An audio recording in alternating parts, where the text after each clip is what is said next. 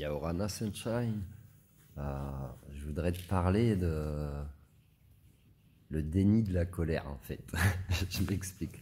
Ça c'est peut-être un message pour les thérapeutes déjà en activité ou les thérapeutes en devenir.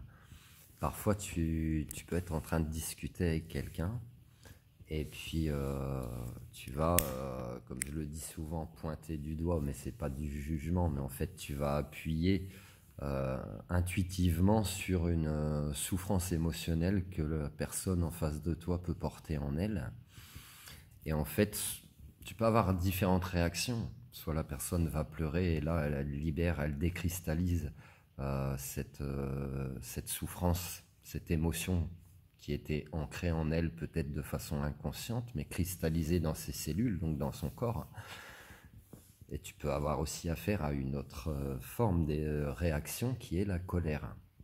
C'est pour ça que j'intitule un peu cette vidéo le déni de la colère ou la colère du déni. C'est-à-dire que euh, donc intuitivement tu as, sans vouloir, sans volonté de blesser l'autre, tu as appuyé là où elle avait mal, mais comme elle a mal et que tu appuies où elle a mal, elle se met en colère. Pourquoi elle se met en colère? Non seulement parce que tu réveilles une souffrance en elle, mais qu'en plus cette personne, malheureusement pour elle, elle n'est pas capable d'endurer à nouveau cette douleur afin de l'affronter et de la guérir et de transformer ça dans son esprit afin de guérir.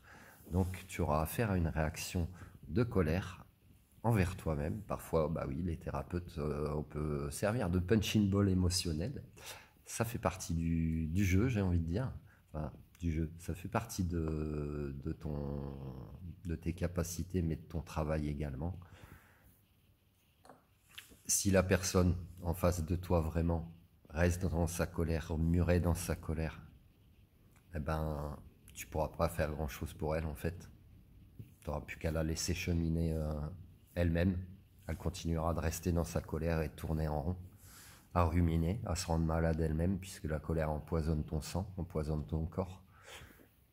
Par contre, si une fois sa colère passée, tu peux continuer à avoir une discussion calme, à avoir une explication que cette personne accepte, puisqu'elle, en sortant du déni, elle va accepter, et ensuite elle va lâcher prise, donc son émotion, puis à la fin elle pleurera, c'est sûr. Et bien à la fin, tu auras décristallisé cette émotion de ses cellules, de son être, tu auras libéré une souffrance de son âme, et elle sera plus dans le déni de la colère ou dans la colère du déni de sa propre souffrance. Voilà. Donc tu as plusieurs réactions possibles. Je t'invite à me mettre en commentaire, toi le thérapeute, si tu as déjà eu des expériences comme ça ou si tu en as eu d'autres, si tu souhaites les partager, etc. Voilà. N'hésite pas à t'abonner, à liker, à partager et puis à bientôt pour le prochain message. Love you.